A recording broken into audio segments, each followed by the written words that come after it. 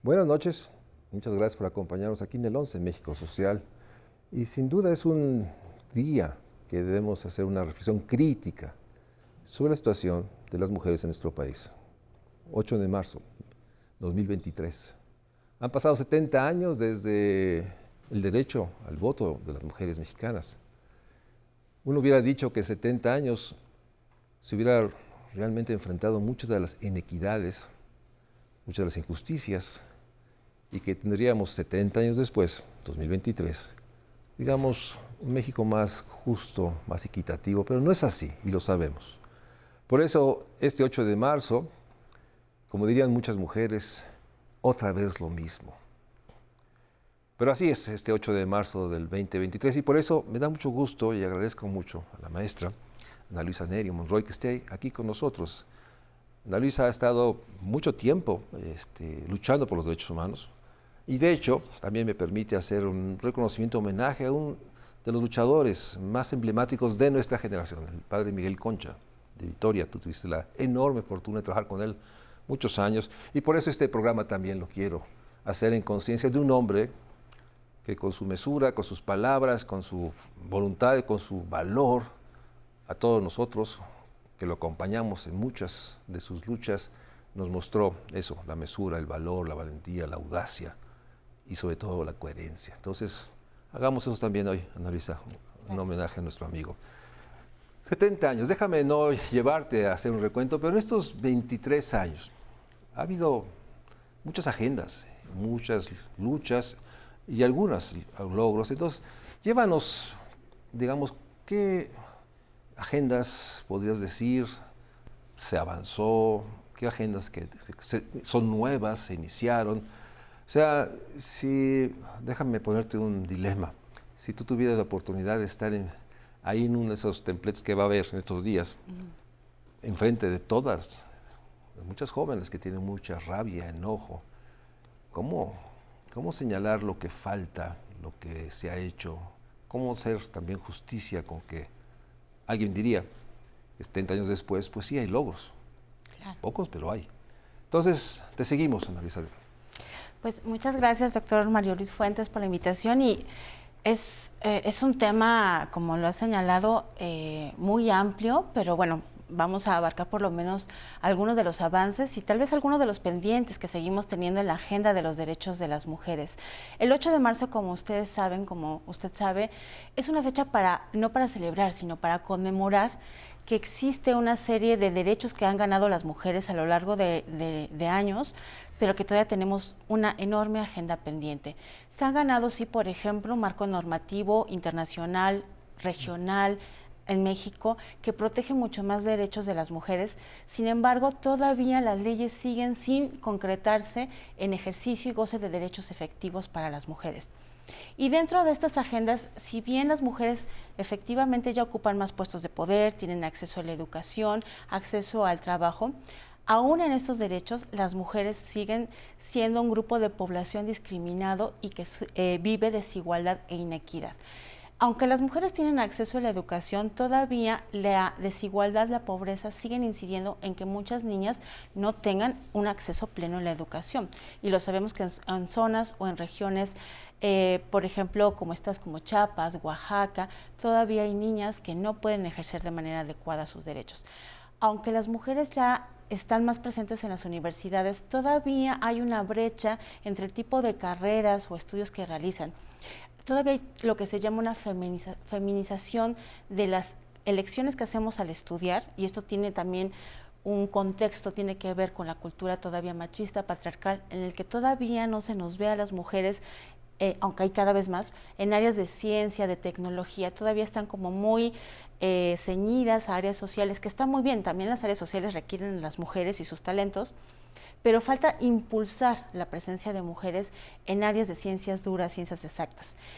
En la parte de lo laboral, que creo que es, y el 8 de marzo tiene mucho que ver con la lucha de las mujeres por los derechos laborales. Ustedes saben toda esta historia de la fábrica que fue quemada con mujeres adentro, y bueno, existen diferentes versiones de la historia, pero en general es la más difundida, y que a partir de ahí surge por una lucha de mujeres trabajadoras, de obreras, que querían que sus derechos fueran reconocidos y que se les validaran ciertas prerrogativas como el descanso, que es lo mínimo que podríamos tener, ¿no?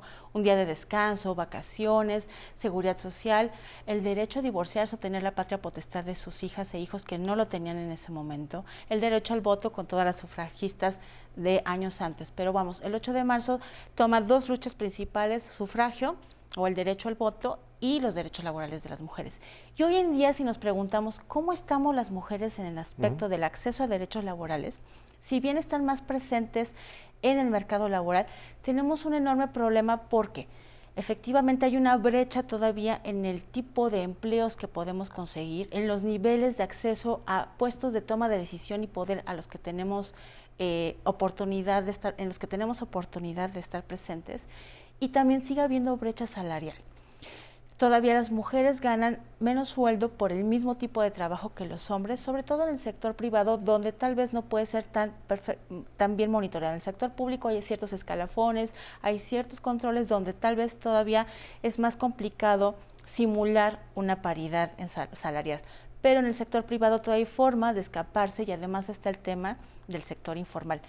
Las mujeres, la mayor parte de las mujeres que están empleadas en el sector informal, porque hay esta cultura de la hija, la esposa, la madre de familia que tiene su pequeño negocio y que es emprendedora, pero que no es un trabajo formal, que nos da prestaciones sociales.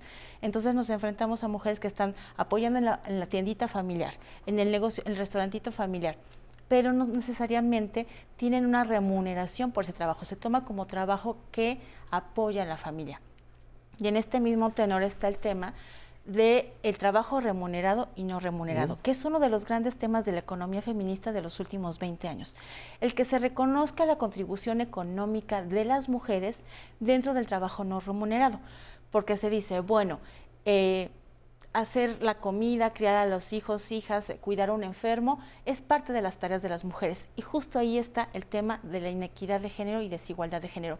Pensar que por ser mujer nos toca necesariamente criar, hacer labores del hogar, limpiar, cuidar a enfermos, cuidar a adultos mayores, y ahí no hay una repartición parejo de las tareas. Déjame meter un elemento que sin duda hace más visible, y más duro esta realidad. Estamos viviendo los años después de la pandemia COVID. Muchos analistas han dicho que la pandemia COVID, junto con las otras pandemias, bajo crecimiento, pocos empleos, una realidad de una ruptura en muchos espacios públicos, transportes, movilidad, hizo que fuera más dura esta inequidad hacia las mujeres. Y eso abre el tema que estás tocando, el tema del cuidado. En nuestra sociedad masculina se asume esto, que las mujeres, pero eso estaría, digamos, en la parte, digamos, cultural de las familias. Pero mi preocupación, y me gustaría tu reflexión, es que el Estado, el gobierno también, y déjame mostrar un caso, el caso de los enfermos, el caso de esta medicina, digamos, la laparoscopía, en el cual entra un enfermo a las 6 de la mañana y lo recoge alguien a las 7, pues siempre se asume que es una mujer la que lo va, la tía, la prima, la mamá, la abuela, la hermana. Esta idea de que las mujeres, y es donde quiero llevarte, tienen tiempo y tienen estas dobles, triples jornadas. Entonces, la reflexión es preguntarte, en estos años después del COVID, pues también el COVID implicó más inequidades. ¿Estarías de acuerdo? Sí, implicó más inequidades o hizo visibles las que ya de por sí había. Acentuó algunas, agravó algunas y nos hizo voltear la mirada y darnos cuenta que ya existía esa inequidad. Generalmente las mujeres trabajan entre 12 y 14 horas más de su jornada laboral remunerada, tienen de 12 a 14 horas más de trabajo en casa que los hombres. Los hombres dedican muy pocas horas al trabajo en casa. Y efectivamente tiene que ver también no solo con un problema cultural, hay una cultura de desigualdad de género a nivel de nuestro país, América Latina y mundial, es uno de los grandes retos de nuestros tiempos. Tiene que ver también con falta de políticas públicas adecuadas y de una visión desde el Estado y de los empleadores de lo que le toca a las mujeres. Yo siempre comento que se habla mucho, por ejemplo, del Día de la Madre y se festeja y las madres, etcétera, pero a la hora que una madre de familia necesita un permiso porque el niño o niña se le enfermó, no es productiva, le bajan el bono o le quitan no sé qué de puntualidad. O el jefe le dice, no, ¿cómo? Que, etcétera. En cambio, y los hombres no lo piden. ¿Por qué? Porque no es culturalmente lo que se acostumbra. Que un hombre vaya con su empleador o con su jefe y le diga, oye, mi hijo le dio fiebre, me tengo que ir. O es el festival de Día del Padre, del Día de la Primavera, para ir a ver a mi hijo o hija, dame un permiso. Pero para eso está tu esposa, para eso está tu mujer, ¿dónde está la madre de los niños? Pero cuando la madre trabaja, entonces sí, eres puntual, eres productiva, quieres ascender en los puestos de trabajo, no puedes porque también tienes una serie de cargas que se han ido dirigiendo hacia las mujeres y que no existe, porque esto tiene que ver no solo con política de empleador, sino con política pública. ¿Dónde están las guarderías? ¿Dónde están las escuelas de tiempo completo que desaparecieron? ¿Dónde están las políticas de alumbrado público para que una mujer no tenga que caminar del metro a su casa o del metro a su trabajo y corra peligro por la inseguridad que genera algo tan simple como alumbrado público? Déjame ir a un corte y regresamos a esto, porque después de este recuento, la conciencia de que 70 años después, o en este siglo XXI, o después del COVID, la realidad es que la inequidad, la injusticia, la desprotección se ha empleado. Y déjame tocar un tema, que dentro de eso obviamente las mujeres, las niñas indígenas, las mujeres y niñas que están en localidades de menos de 500 habitantes, las mujeres y niñas jóvenes que están en las periferias y tienen que transitar por esta ciudad, y donde las madres se preocupan pues del transporte, de la micro, de la posibilidad de que algo les pasa. Y la enorme, yo digo, abuso, ¿verdad? De pronto nos enteramos que una niña en un paradero desaparece, mientras la madre estaba en un servicio, y no sabemos nada. Y dentro de eso tenemos que poner la realidad: violaciones, abusos, secuestros, acoso constante. Ante ese panorama, reflexionemos sobre lo que bien decía Ana Luisa, o sea, las políticas públicas. ¿Qué está haciendo el gobierno? ¿O qué ha hecho? No me niego a reconocer que hay algunos avances, pero también sí creo que estamos avanzando muy lentamente, muy desigualmente, de una manera muy desigual, y que esta austeridad de los últimos 20 años ha reducido programas, apoyos, servicios, sin decir que tampoco eran lo que debían ser. Vamos a un corte y regresamos aquí al estudio en Canal 11.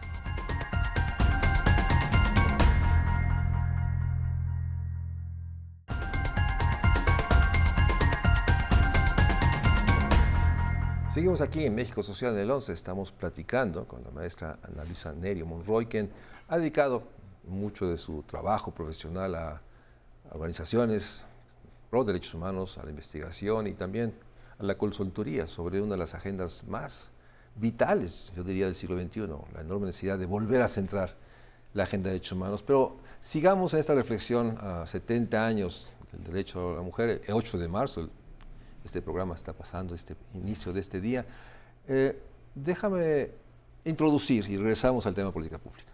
Pero también es cierto, tú lo has dicho, lo has escrito, hay agendas nuevas que se han incorporado a la laboral, al de acceso a oportunidades, y que hoy están ahí, nuevamente, digamos, invisibilizadas, porque estas palabras grandes, pobreza, desigualdad y discriminación, a veces ocultan. Y sin duda hay nuevas agendas de lucha de las mujeres. Llévanos a algunas de ellas. ¿Cómo las percibes? ¿Cuál es la situación de lo que llamaríamos nuevas agendas dentro de la lucha de las mujeres por sus derechos?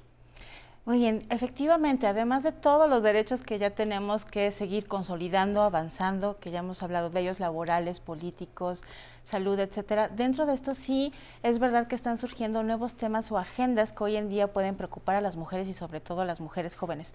Creo que la gran agenda es la violencia y de ahí de esa violencia se pueden derivar diferentes tipos de violencia. Una de ellas, y que preocupa mucho a todas las mujeres, pero particularmente yo creo que es un tema para las mujeres jóvenes, por el acceso al Internet y las redes sociales, es la violencia digital. Hoy en día la violencia digital, el acoso, tú mencionabas el acoso, el hostigamiento, ya no solo se da en las calles, ya no solo las mamás se tienen que preocupar porque la niña salga con luz y en un lugar seguro. El lugar inseguro puede estar dentro de tu casa y está en tu computadora, en tu dispositivo móvil. El tema de cómo sí se ha agudizado el ataque machista, el ataque contra la libertad de las mujeres, contra su forma de expresarse, contra las manifestaciones. Estoy segura que si hacemos una revisión el 8 de marzo, después de la marcha, de cuántos hombres van a salir a decir son unas alborotadoras, no saben lo que quieren o que mejor se vayan a su casa a cocinar. Cada que hay un evento como estos, se alza inmediatamente el número de ataques en redes sociales. Entonces yo creo que la violencia digital es, y no solo lo creo yo, las feministas en general han estado estudiando cómo estos avances científicos tecnológicos pues también tienen su contraparte cuando no hay un cambio cultural a favor de la igualdad y de entender qué implica el género y los feminismos. El otro tema que yo creo que cada vez va a cobrar más importancia porque está muy vinculado al tema de salud es el de la violencia obstétrica. También hay una cultura, porque se habla en género y en feminismo, que el ambiente médico está muy masculinizado y es muy patriarcal. O sea, el médico, este hombre que va y le dice a las personas, que nos ve como que no sabemos, y en general no sabemos, por eso es el especialista, pero sobre todo con las mujeres hay una situación de maltrato hacia la mujer embarazada y que después va a tener a su hijo o hija, que ha generado todo un concepto acerca de la violencia obstétrica. Es más, hace 10, 15 años no se hablaba del tema. Yo tengo amigas que tienen niñas, hijos de 8 o 9 años, que me comentan sus historias y en ese momento, hoy que lo platicamos, me dicen, eso era violencia obstétrica y no me di cuenta. ¿Por qué? Porque hemos normalizado prácticas en el sistema de salud, entre médicos y enfermeras o hasta personal administrativo, en donde hay un maltrato físico, psicológico, emocional contra la mujer que viene a atenderse porque está embarazada o que va a tener un parto. Hay violencia desde no grites porque para eso te embarazaste, o bueno, hay una serie de cosas que aquí no vamos a poder repetir, pero hay mucha agresión hacia la mujer embarazada y que va a tener un parto. Tanto así que desde 2017 ya había una recomendación general de la Comisión Nacional de los Derechos Humanos sobre este asunto y ha hecho recomendaciones casi todos los años o al ISSSTE o al IMSS por este tema de la violencia obstétrica, donde hay maltrato, humillación, vejaciones, maltrato físico, etcétera. Y este año salió un fallo de la Corte Interamericana de Derechos Humanos en el caso Brites contra Argentina, que es un caso de más de 30 años, en el que por primera vez ya la Corte Interamericana se pronuncia y reconoce el tema de la violencia obstétrica. Ya se venía documentando y en esto son pioneras organizaciones de la sociedad civil, de género, feministas, de derechos humanos, que ya decían, en este enorme cúmulo de violencias que pueden vivir las niñas y las mujeres o las mujeres en diferentes etapas de la vida, está el tema de la violencia obstétrica.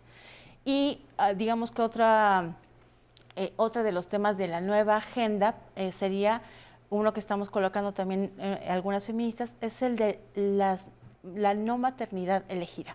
Se habla mucho de la interrupción legal del embarazo, se habla de violencia obstétrica últimamente, se habla de muerte materna, que también es un tema en el que todavía seguimos teniendo deudas, pero no se habla de aquellas mujeres que eligen no ser madres y por qué lo eligen, y por qué son invisibilizadas o no son visibles, y por qué hacen estas elecciones. En Europa ya desde hace años, pero décadas, hay un decremento en la tasa de natalidad. Y muchas veces se culpa a las mujeres y se dice, bueno, ¿por qué las mujeres hoy en día ya no quieren tener hijos? Y se les dan incentivos en Europa para que si tienes un hijo te doy tantos meses de vacaciones y te doy una ayuda económica y te damos becas, y si tienes 2 te doy más. ¿Por qué? Porque hay una preocupación real, porque las mujeres están teniendo pocos hijos. Pero no hay una respuesta integral del Estado y de la política pública para analizar por qué esta decisión. Y en México está pasando. Hace 30 años, en los años 70, una mujer en promedio tenía 7 hijos. En 2014, datos del INEGI, una mujer tenía 2.1 hijos. Actualmente una mujer tiene 1.9 hijos, es decir, 1 a lo mucho o 0. ¿Por qué? Hay muchas respuestas culturales, sociales. Lo cierto es que está más o menos estudiado que entre más nivel educativo, más acceso al trabajo, las mujeres deciden aplazar la maternidad. Y el otro tema es que muchas no se ven incentivadas a ejercer su derecho a la maternidad, porque ejercer el derecho a la maternidad es un derecho de las mujeres, no una obligación. No se ven incentivadas porque no encuentran en el contexto social, ni político, ni del Estado, aquellos elementos que les permitían vivir una maternidad que las complemente, que complemente o que facilite su vida al interior de la familia y en lo social y profesional. Me explico. Si yo no tengo redes sociales y estatales que me permitan tener buenas guarderías, buenas escuelas, donde mis hijos estén seguros, muchas horas, transporte, iluminación, buenos sistemas de salud. ¿Me quiero animar a tener hijos? Es la pregunta que se hacen muchas mujeres. Si no hay un cambio cultural donde los hombres hagan cargo de sus tareas compartidas en la paternidad, que compartan conmigo una cría amorosa, respetuosa, ¿me voy a echar yo solita todo el paquete como se lo aventaron mi abuela, mi bisabuela con 12 hijos, 7 hijos, 4 hijos? Entonces las mujeres hoy en día se están preguntando eso, y eso es un reto que todavía no se está estudiando mucho en ciencias sociales. ¿Qué va a pasar con esas sociedades que estamos envejeciendo? Otro tema que es muy viejo, pero que en realidad es un tema que apenas tiene 30 años que se está realmente estudiando. Envejecimiento de la población y el envejecimiento femenino. Déjame pedirte que concluyas el programa, porque durante el día de hoy, miércoles 8, habrá sin duda manifestaciones, mucha rabia, mucho dolor, mucho enojo. Y probablemente en muchas ciudades lo que enfrentan es pues es una valla.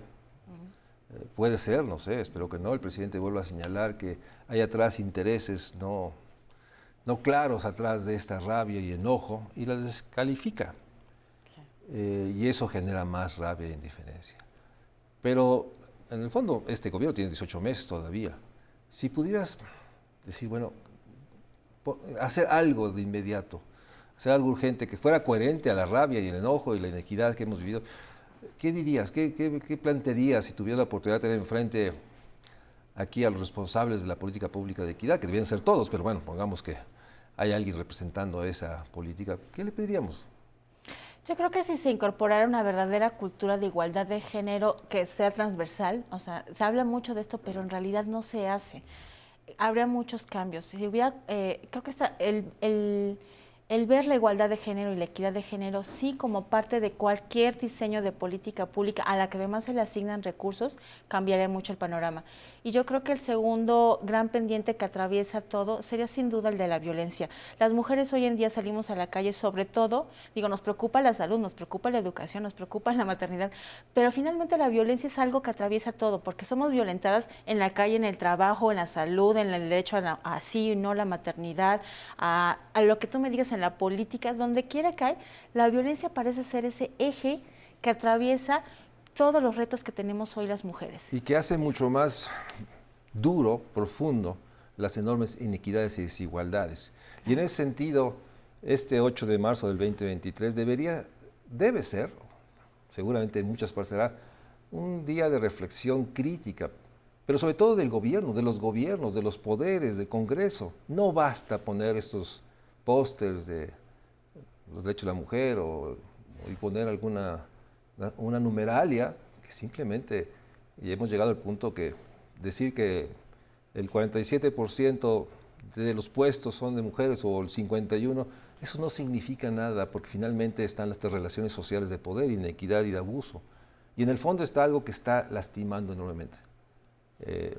Mujeres violentadas, mujeres que pierden a sus hijos, mujeres que están solas, que no tienen ningún apoyo, y en un contexto que por una decisión del gobierno se eliminó todo lo que llamamos esta estructura precaria, mínima de cuidado, guarderías, escuelas de tiempo completo, lugares que permitan darle a la mujer lo que debe tener tiempo para poder exigir sus derechos. Entonces, este 8 de marzo, Ana Luisa y hoy, déjenme decirlo, México Social se suma al reclamo de hacer mucho más rápidamente y a reconocer que seguimos siendo un México de una enorme inequidad y desigualdad y no hemos garantizado 70 años después el derecho a una vida digna de todas las mujeres. Gracias por acompañarme. Ana Luisa, muchas gracias por tu reflexión y tus comentarios.